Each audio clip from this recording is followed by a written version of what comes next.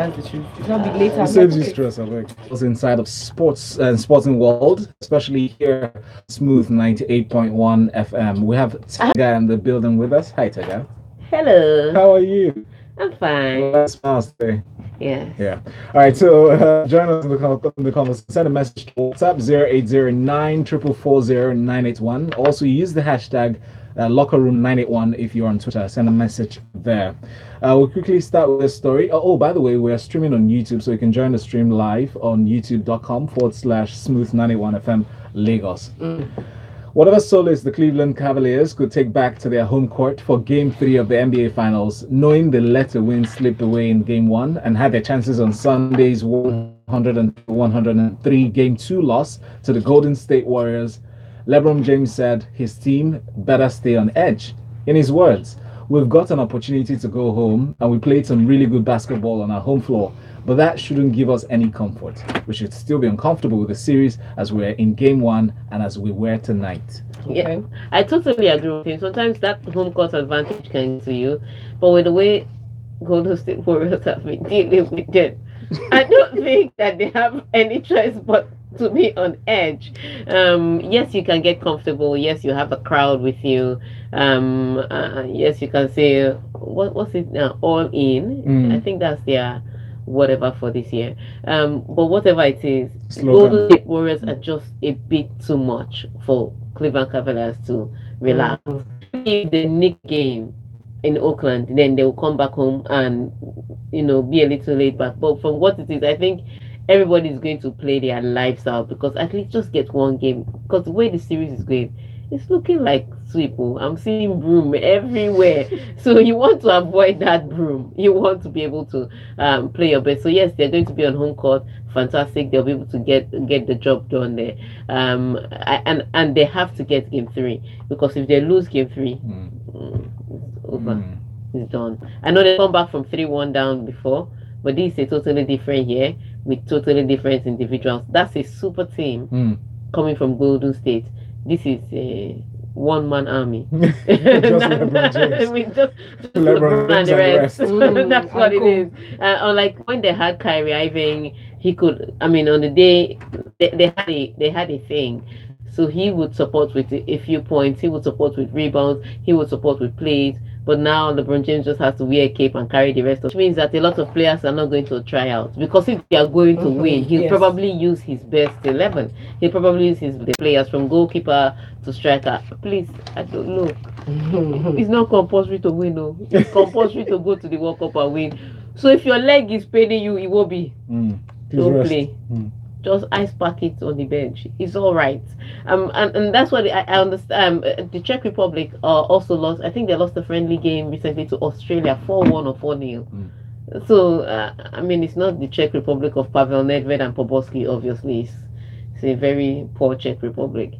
So in as much as we want to come out, have that confidence boosting win in a final friendly to get us to the World Cup, I don't think we should risk it all.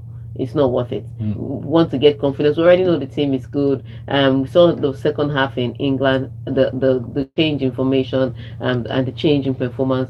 This team can bring itself back up. So don't push it too much. I want you to go there and try things, but not at the risk of injuring any player or tiring any player out. Don't use Leon Balogun, number 1.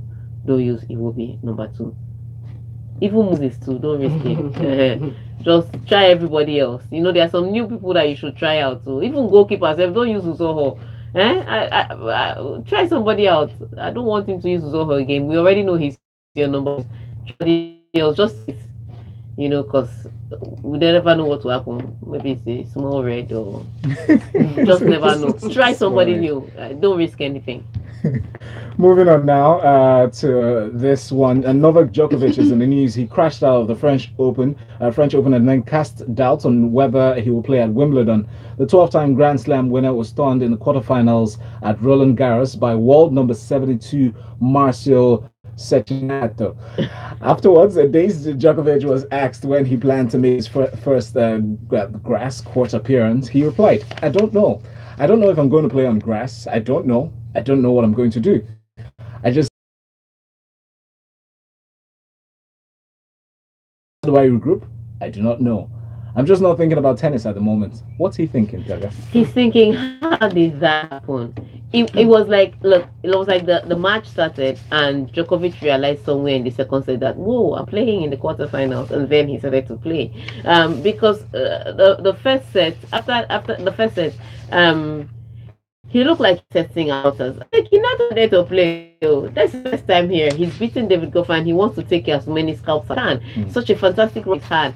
And so after that first set, Novak Djokovic looked like he was struggling with something. I think maybe a muscle in his neck or something. So they stretched it out. And then second set, he looked a little better. That one went into a tie break. Then he lost the tie break to a lower rank player. Now you have to understand, the thing about tie breaks is that sometimes even experience counts. So even if you're not one of the best servers, you can be struggling during the games, and then you get to the tie break and you just beat somebody that was serving extremely well. Sometimes experience counts, and you lose a game to Sekinato. It was bad for him. So third set, Sekinato, that second set was so intense, physically and emotionally, it drained Sekinato out. So third set, he didn't play as well as he did. Novak Djokovic to the game, took that third set. Fourth set, Novak Djokovic also broke early. Wow. It looked like he was going to win. He was leading 5-2 at some point. That's a wide advantage. Thank you. And that's how this man now lost lost his serve. And then played into a tie break. He had several chances in the tie break from when they got to 7-7, 8-8, 9-9. Wow. Thank you. He had a lot of chances to win. He didn't. And his forehand just kept letting him down. So for him, at the end of the match, Sekinato looked drained. He was physically drained. He just wanted to sleep. He just looked like if you let him, he would collect blankets and sleep there. Djokovic looked like he could run a marathon after the match, but he lost, and I think that's what's hurting him. That it's not that he played badly; it's that he was beaten by a player ranked so far behind him. So what the question is, am I really ready to fight? Am I really ready? Which is why he's saying, I'm not thinking of tennis right now. He's probably questioning his winning mentality. He's probably questioning his focus, because on a normal day, that looked like when I saw that draw, I was like, okay, Djokovic is going to get to the semi-finals again. Something interesting, but that's not what happened. He lost focus. You never know. It's bad. But today, on the women's side, we have to talk about the women now. One of my worst quarterfinals ever is going to happen. It's Muguruza up against Sharapova. So I mean, I don't want either one to win, but there's no way that both of them can lose. So both of them play today, and then Angelique Kerber is going to be playing Simona Halep. And it's very scary to me, because Simona Halep is world #1 ranked player, and she's very good at fighting, but sometimes she's not very good at winning. And Angelique Kerber is a proven winner with her Grand Slam wins. So it's a no-brainer. You will say no-brainer, and then you get caught and be 6-1, 6-love. One ridiculous score line. Yeah, indeed. All right, so we've got messages to read out. This is coming in from Chimabi Victor. He says, the coach, Giro, wants to win this against the Czech Republic. He shouldn't start with Joel B and others, because two are not contributing anything in that team. They're just there to make up the number. Wow. Ofe says, please, coach, not use his best. Ramos is everywhere. Okay, we also see you up on the hashtag lockerroom981. Keep sending in your messages while we take this break. We'll be back in just a bit to continue more conversation. Okay. Tega, did you see the message on YouTube? Yeah, they can't see me. Thank you so much, love. It's like he wants to see your face. Right? You can hear me, Abby.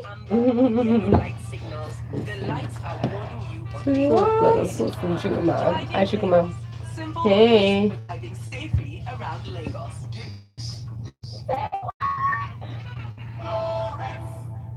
Should we talk about the National Assembly for Lagos folks? Yes. It's good you said yes, because I posted it on Instagram. That'd be awkward if you said no. Yes. I forgot to have a special. Exactly. Let me just edit caption. Thanks. I forgot about the National Assembly. Who's downstairs? What is who downstairs? Senate matters. Senate. Because they just say Nigerians think Nigerians are like, are you from Benin Republic? Why people say Nigerians think? For our lawmakers and people in the top echelons of government, they consider Nigerians to be a separate class of citizens to themselves. That's the truth. So we always speak in very distant terms. You know, the problem I think with we you do people, the same. a lot of people use the language. Well, They yeah. do, where you're like, oh, blah, blah, but consistently, especially from people who are a serving class, that's what your job is. It is especially appalling. There's You no really connection. shouldn't. Yes, there's a complete disconnect. Yeah. You know, such is life. No train circles, sir. Okay. After this, I have a meeting, so I'll raw powder and comb my hair. Okay. No. Yes. Studio.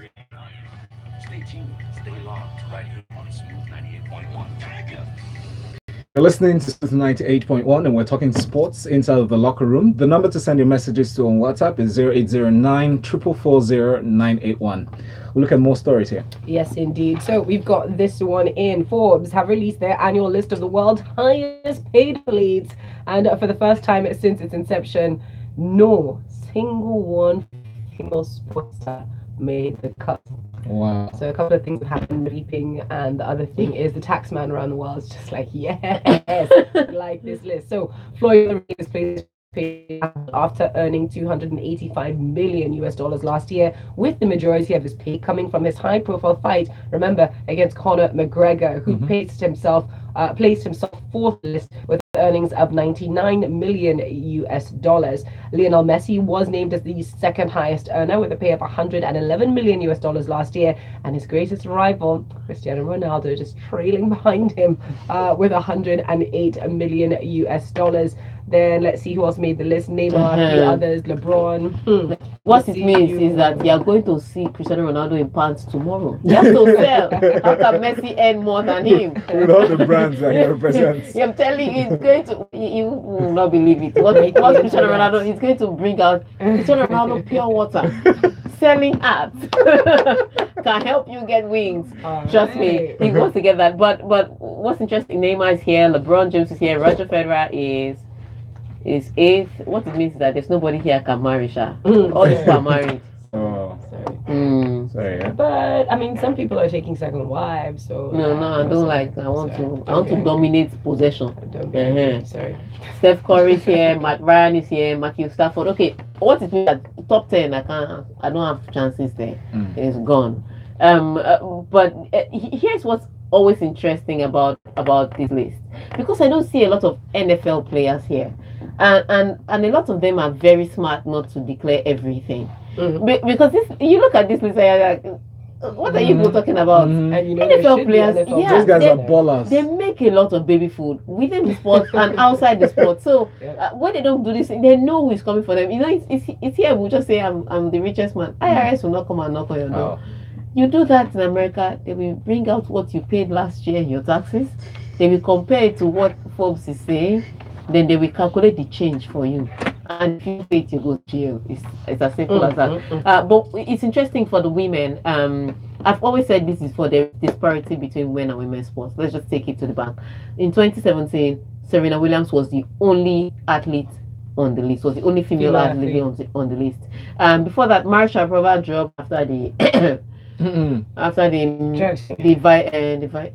she took vitamins. After the vitamins, the outlawed vitamins. Yeah, after the vitamins incident, so she dropped off the list. Sharapova is another person that makes money off the court again than on it. But after that suspension, she was out for months. She dropped off the list. Then it was only Serena left last year, and then Serena went to have a baby, so she's off the list too. So there's that disparity in men and women's sports. How many people really support women's sports? How much products or what really want women to sell? So it just shows on this list what is happening to women's sports. And so now you're looking at this, and the next time a company comes out to say we support women empowerment, and you're going for marketing any sports thing, just bring out this list and show them what their lack of support so far has done. But it's really sad. It's something we're really working on. It's one of the reasons why we hold the LIS to try and get women back into. It's not about coming to complain of your treatment. It's about getting women into financially strong positions, get them into administration, get them to be better athletes, get them to be better brands, so that they can get on this list one day. That's cool. We do have to carry on. We do have more comments coming in up on WhatsApp. This is in from Daniel from Ikosu, who says, I think the coach starting should be the guys he will use against Croatia. The starting 11 should be them. Basham Yaba says, Golden State Warriors want to sweep the Cavs. We are praying for the underdog. The Cavs, we do it for us who still believe in a hate GSW. So it's not that you believe in the Cavs, you just hate the Golden State Warriors. RB from Katie says, in tactics, Stephen Curry is the man, but in brutality of points, LeBron is the main man. Like Djokovic is like, Chineke, how did it happen? Still wondering how it was built by a small boy. And then going on to football, he says Bernard Rowe should know that we have won best jersey trophy, and he should not use all his powerhouse for friendly. Tega, you're on my list. Sweating. And then this is in from Sherry Folu Akimbi. He says, good morning, everyone. Those that ran to Russia yesterday, I hope they will not be the first team to rush out of Russia. Oh, Iran. Iran was first to arrive Russia. Oh, yesterday. Iran. Yeah. Oh, right. Chai, let's see. And then Big T says, rich list, Tega, don't mind Folu. Dominate possession, where, no offside trap. Don't mind Cristiano. I'm sure he did not declare all his assets. Evil Portuguese. Wonderful messages. We'll take on more stories now. Now, Sergio Ramos says Mohamed Salah could have played on in Liverpool's Champions League final defeats if he had had an injection in his injured arm. Egyptian lawyer Bassem Waba launched a €1 billion lawsuit against Ramos amid fears that Salah may be unable to represent his national side in the 2018 World Cup. He says, bloody H, they've given this Salah thing a lot of attention. I do not want to speak about this, but because everything is magnified. I remember the play well. He grabs my arm first and I fell to the other side, and the injury happened to the other arm. And instead that I gave him judo hold, the goalkeeper said with a clash. I spoke with Salah through messages. He could have played on if he'd got an injection for the second half. I have done it sometime, but when Ramos does something like this, it sticks a little bit more. But why is he trying to justify that? But you're the man with the highest number of red cards. There's a reason why it sticks a little bit more. First things first. This report became interesting when Karius went to the hospital and they found out that he was heavily concussed during the match, and it was after the clash with Sergio Ramos. So basically, he took out two people. Exactly. And so the doctors were saying that he they wrote one disorder. So they wrote what happened to Karius. Bottom line in English, what it meant was that he couldn't see well, which is maybe why he didn't see the bail go. Yeah. I don't know. I can't categorically say it is. But he couldn't see well. So he was hit by Ramos, and then you have to remember what happened to to Mohamed Salah. The thing about what Sergio Ramos said about the injection is not a lie. Players do take these pain killers to be able to play through the pain on the pitch. Here is the number one problem with that. Those are heavy painkillers. They are not pitch. Yeah. They don't make the decision on the pitch to give you those pain. You would have had an existing condition, and then they'll say, okay, let's carry pain to help him. What they do to Freddie Ljungberg, they used to do to Freddie Ljungberg at Arsenal, which is what he's talking about that they did to him. But it's not something that they're on the pitch side and just give it to you, because that's drug abuse. And it's dangerous. Yeah, it's dangerous. You haven't taken the time to assess the extent of the damage, the extent of the injury. You just want to to whatever. The player will be playing high, but there's the other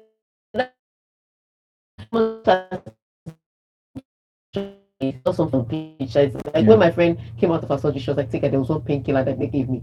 I was asking doctor to give it to me to take it home. But I really managed her pain then, but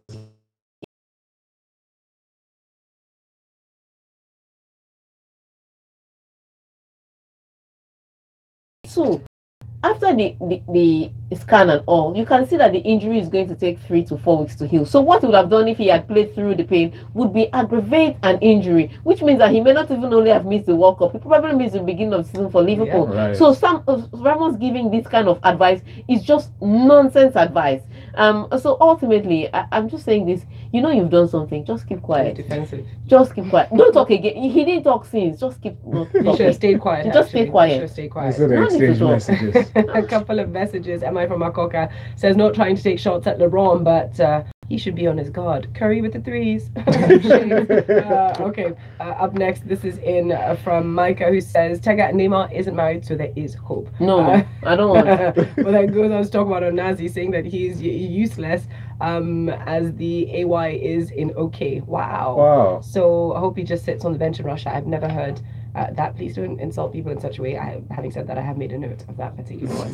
Inventive.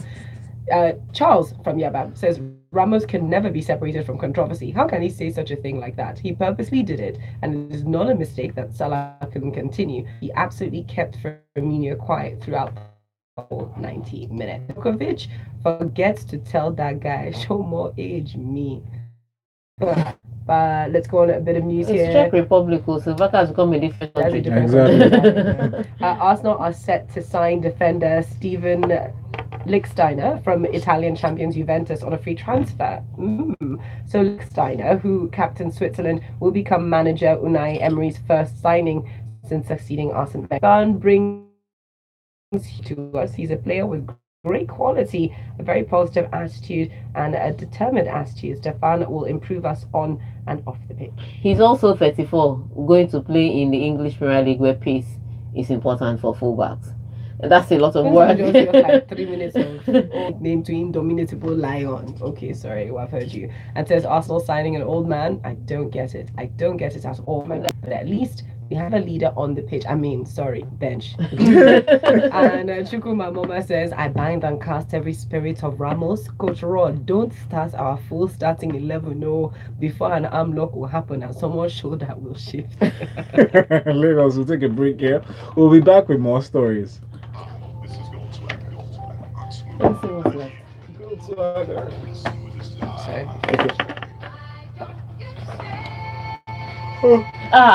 We must talk about Yaya Toure and Pep. Hey!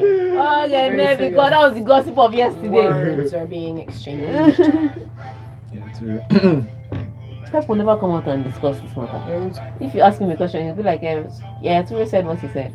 Yeah. He always has a way of answering this question. Stop asking me questions.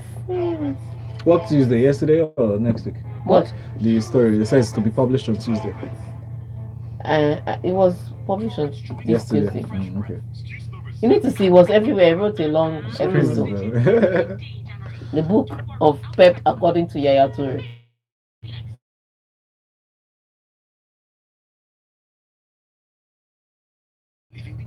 And so when he was saying racism, people were shouting, "Hey, but he plays Mendy. He plays." The guy said, "No, we're talking Africans now. Africans." And then I also remember that certain Africans suffered under him. So Educator, Samuel Otofield. Yeah. But I don't think he's racist. I think he's just a jerk. Like everybody else.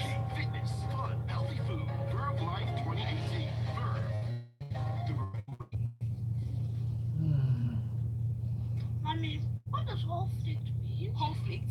It means, look, eat your breakfast and stop talking with your mouth full. Conflict is the natural process of making cornflakes, just like Nasco. Corn that is flaked whole to retain all the natural goodness. So next eating cornflakes, make sure it's whole flaked Nasco cornflakes. No. Conflict is not for you. Anytime. Hello everyone, Studio.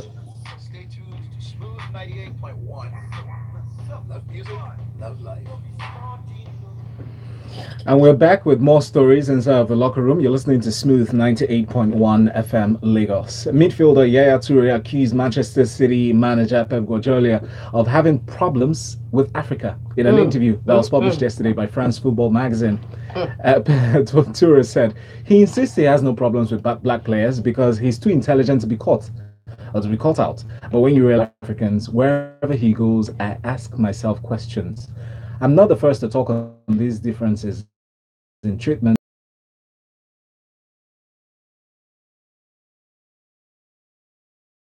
Who had been signed a year earlier for a huge sum, I asked questions. The 35-year-old Ivorian played just 17 games this season for City, who romped to the table, and he's wondering if his limited playing time was not because of his color. I think I was dealing with someone who just wanted to take revenge on me, he continues, who was just jealous of me, who took me for a rival. I felt humiliated. Toure said all these things, and we all know that he's leaving City at the end of June.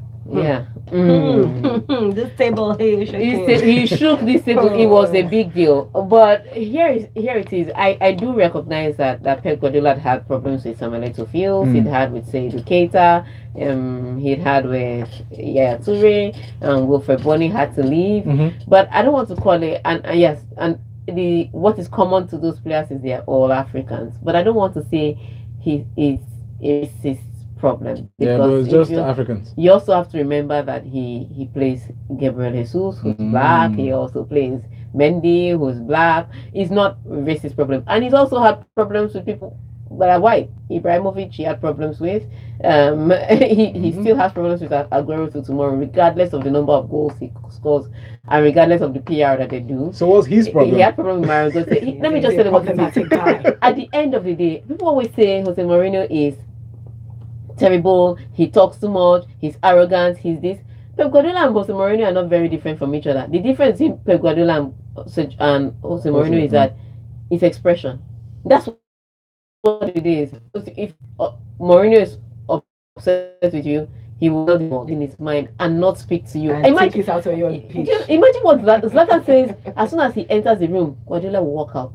This is the coach of his team. Wow. As soon as he talks, Guardiola will keep quiet. Guardiola didn't even used to talk to him. Even if he said hi to Guardiola, he would not respond to him. That's how immature and petty he could be. Do you understand? So the minute he shuts down for him, he shuts out. So I don't think he's racist. I think he's a jerk as everybody else.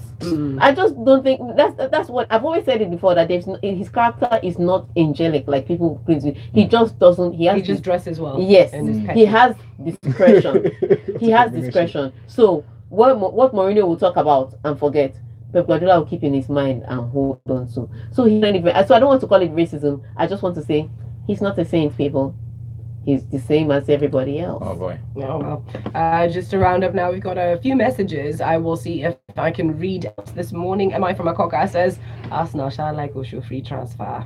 Looking at our new coach from the corner of my eyes, I hope that Wenger hasn't laid hands on him. Wow, guys. While we've got this in, Shego from Code also saying Arsenal want to sign another daddy in football. Young men like Sané, Marshall, and Lucas will be licking their lips again. While Wenger Camus says Yaya Toure likes to sulk and court controversy, just like his agent. And Sixter says, Yaya, you should go get a life. Go where he can fit in. Pep is a coach that needs results. If you don't fit in, go somewhere else. Enough of this racist talk, he says. And Nathan Njoku comes in to say, I've known Stefan for some years now. Forget the age. The man is a real pro. Far better than most youngsters. Good signing for me and free for that matter. Look at your man. Because you're Liverpool for Fantastic Four. Against him and score. That's why Nathan Njoku is happy. On that note, we're pretty much done. Yes, we are. Lagos, join Tega on Twitter, ask whatever questions you have, and get all the details for the latest news coming up next. And that's at Tega Supreme on Twitter and at LIS International. Follow them as well. And Lagos, next we get to talk at the top of the hour, 9 o'clock. We have a special ready for you, and make sure you tune in at that time and call us on the number 0144-89981. We have our guest that joined us last week, Wednesday, again coming in from the National Assembly and also the Senate. They're going to be letting us know about what it is that they're working on at the moment. And of course, we'll open up the phone lines as usual. Racist. He's not. He has to play every other person.